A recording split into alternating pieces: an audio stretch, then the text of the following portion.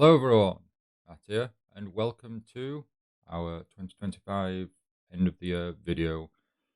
We're going to talk about our top games that we played this year. We're going to talk about the games that we streamed this year and rate them, put them in a ranking. And we're going to talk from least favorite over to the top, our most favorite game that we played this year. So jumping straight into it, Bleach Rebirth of Souls. There is positives with this game. I did enjoy the combat quite a bit. I liked that it covered the whole of Bleach, um, up to part one. Everything else was kind of um, not a problem, but just something I didn't particularly like or care for. We played on the hardest difficulty, which did ramp up as we got later on to the final few fights. We did struggle. We did spend many battles against Aizen in the final battle. It was challenging, very stressful as well. But the game had a limited roster.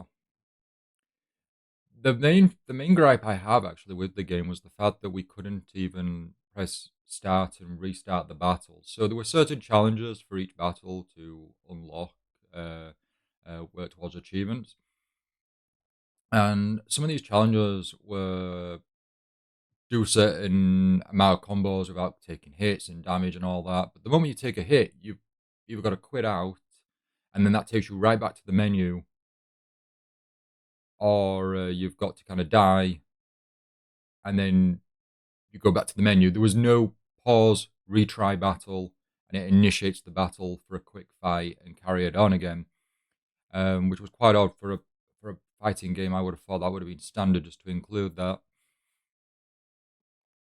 Um, Visually, the game looked great. I was really impressed with that. I did really like it. I liked that it was all voiced as well. That was another praise that I have.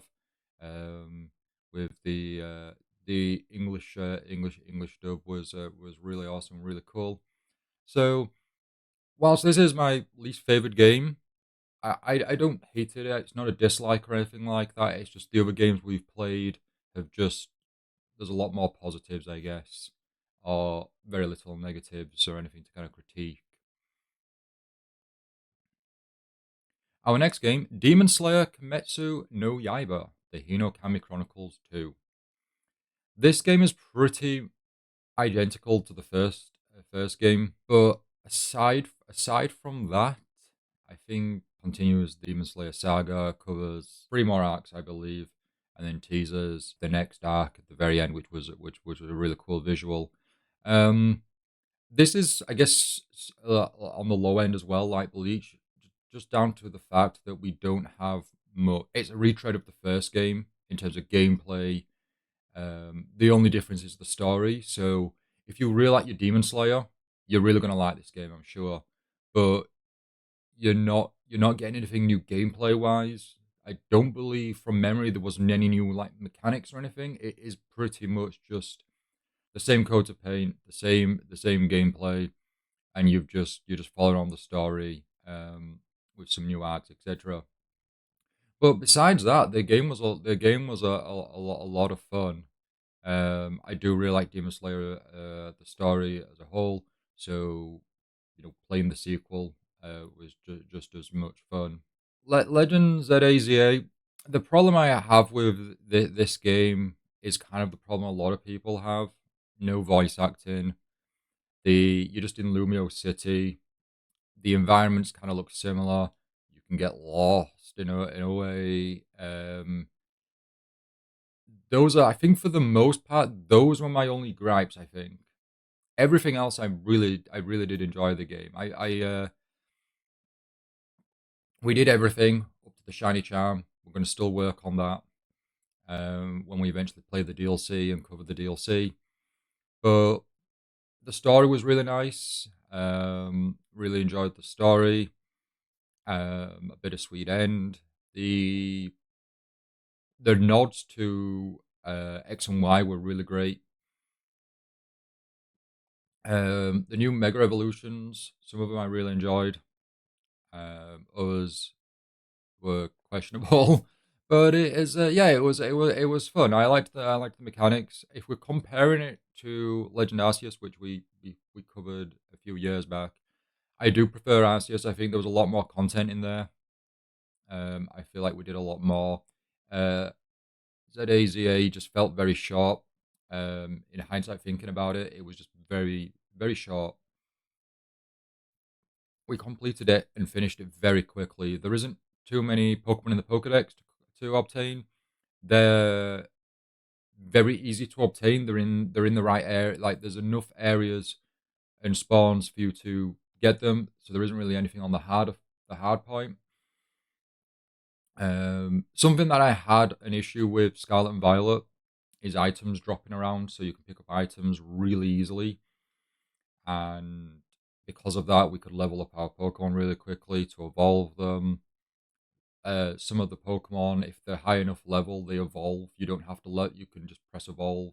You don't have to level them up another time to get them to that stage 3, which with some of our starter Pokemon, that was just easy. You catch a level 50 Bulbasaur, you can evolve it straight away to Ivysaur, and then you can immediately evolve it into Venusaur. You don't have to level up Ivysaur by 1 level to trigger the evolution point, which was a new mechanic. This is the middle point now. Pokemon Legends ZA, that I just felt was just made it a bit too easy.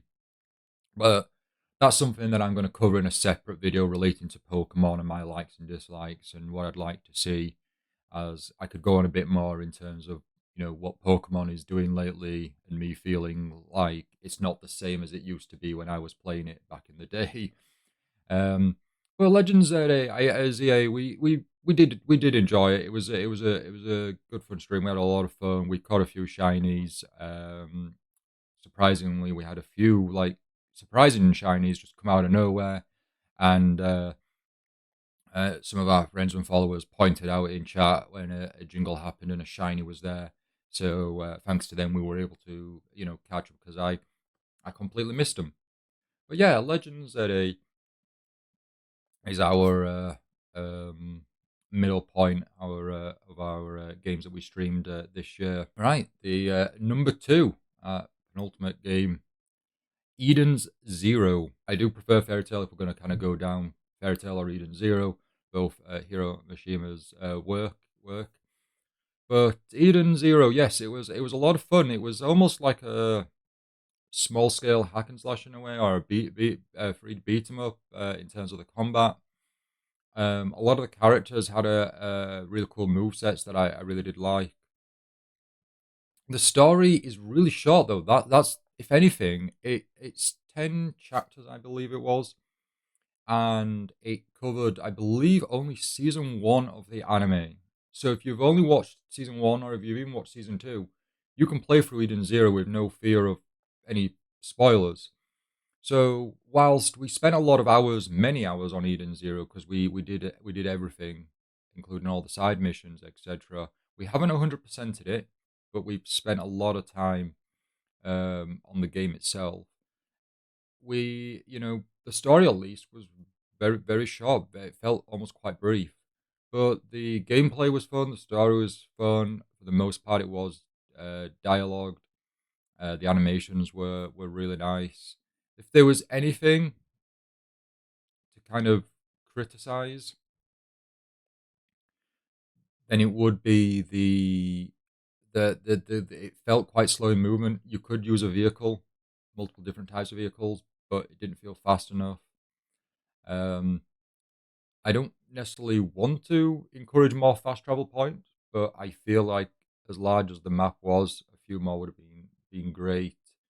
Also, more specific locations and fast travel points would have been appreciated. But yeah, Eden Zero was really awesome. I did really really enjoy Eden Zero. I really love the Eden Zero story. Right, and our number one game. So, just to, first and foremost, this list isn't a case of like the bottom game, bottom title, Bleach is the absolute worst. None of that. I've really enjoyed all the games we've played this year. They were all a lot of fun, and they all have their positives and they all have negatives. None of these are perfect games. But our number one, Tales of Grace's F Remastered. This was a long game.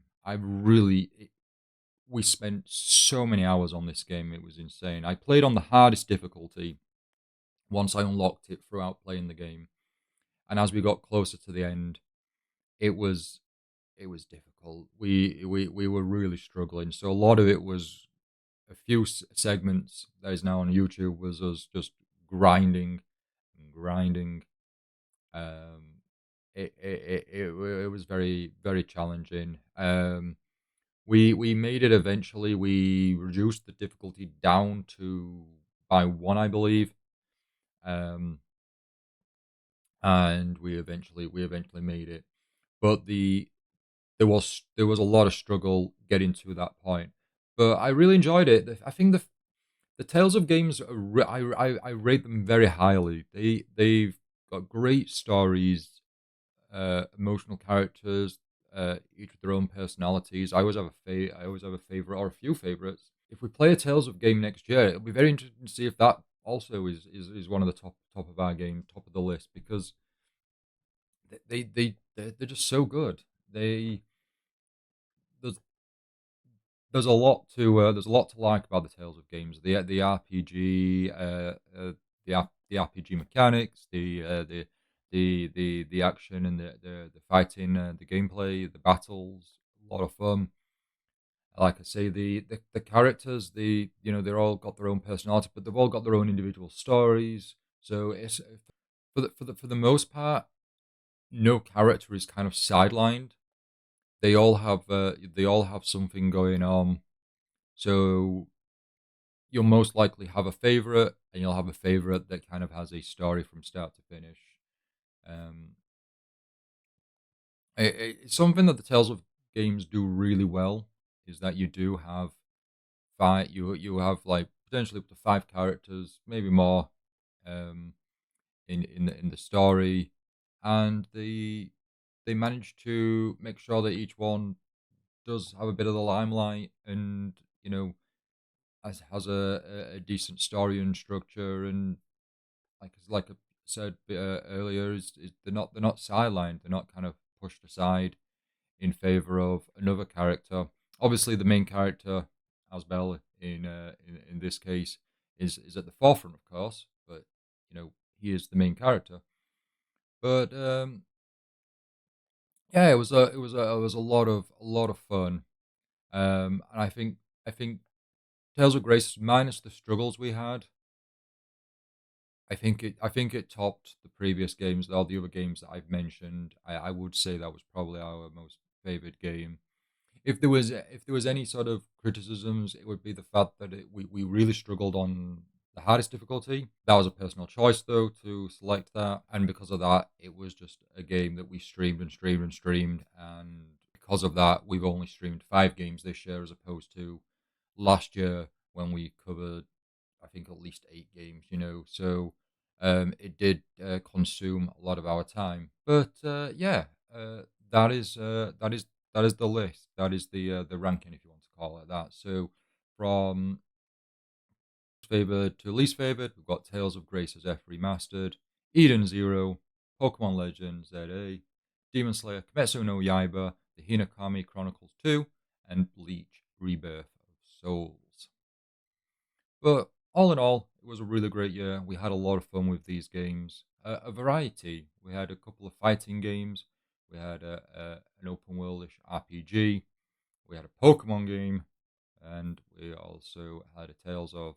Um, but yeah, really, really cool, awesome stuff. I'm looking forward to 2026, where for the most part we are going to be playing games from our backlog and trying to work through some of those games to completion. So next year's ranking, game of the year, is going to be slightly different. It's most for the most part, it is not going to include newly released titles. But yeah, let me know in the comments, in the Discord. Let us know, which game did you enjoy this year? Whether it was something you played yourself, something you watched, or any of the games that we streamed and covered. Please do let me know. But for now, at least, I do want to thank you so very much for watching. I really do appreciate it. Thank you so much for continued support over this past year. I really do appreciate it. But until 2026, bye for now.